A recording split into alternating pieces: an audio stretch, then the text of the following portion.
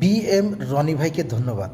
Because তিনি এমনভাবে নতুনদের সাথে আছে, আমার মনে হয় তিনি চায় প্রত্যেকটা নতুন ইউজার যেন নির্দিষ্ট একটা লক্ষ্যমাত্রায় পৌঁছতে পারে।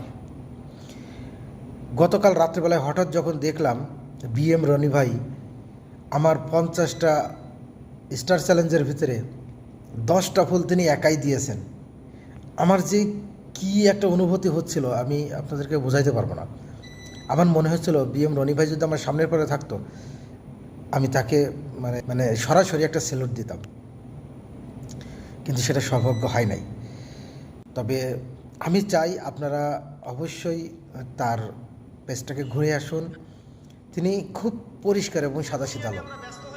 তার প্রোফাইলের রিভিউটা আমি দিয়ে দিচ্ছি, আমি যে রিভিউ করেছি আমি সেটা এখানে দিয়ে দিচ্ছি। দেখুন, পেজের ভিতরে খারাপ কোনো কন্টেন্ট নাই, অহেতুক কোনো কন্টেন্ট নাই।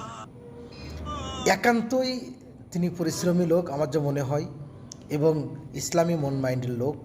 তিনি ধর্মীয় অনুভূতিটাকে ধারণ করে এবং সেভাবে চলার চেষ্টা করে। কথা খুব কম বলে, একেবারেই ছোট একটা প্রোফাইল, কিন্তু তার মন মানসিকতা এত বড়, মানে অবিশ্বাস্য, আমার কাছে অবিশ্বাস্য মনে হয়েছে। বিএম রনি ভাইকে ধন্যবাদ, অভিনন্দন। আমি যখন প্রথম এই স্টারটা পেয়েছিলাম, আমার চোখের কোণে হালকা করে পানি চলে এসেছিল, শ্রদ্ধায়, ভালোবাসে, অনুভূতিতে। কারণ এই অনুভূতি কারোর বোঝানো যাবে না, কারোর দেখানো যাবে না। তো সবাইকে দাওয়াত রইল, আমার রনি ভাইয়ের প্রোফাইলটা ঘুরে আসবেন, তার ভিডিওগুলো একটু দেখে আসবেন।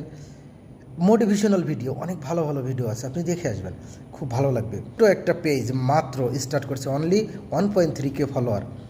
আমি যদি আমার এই ভিডিওর মাধ্যম দিয়ে রনি ভাইয়ের অন্ততপক্ষে 2K কমপ্লিট করে দিতে পারি ফলোয়ার দিয়ে, আমার মনে হয় আমার খুব ভালো লাগবে। রনি ভাইকে আপনাকে ধন্যবাদ। আর যারা আমার ফলোয়ার আছে, আমি চেষ্টা করব আমি যে কথাগুলো বলি এই কথাগুলোর উপরে নিজে আমল করার।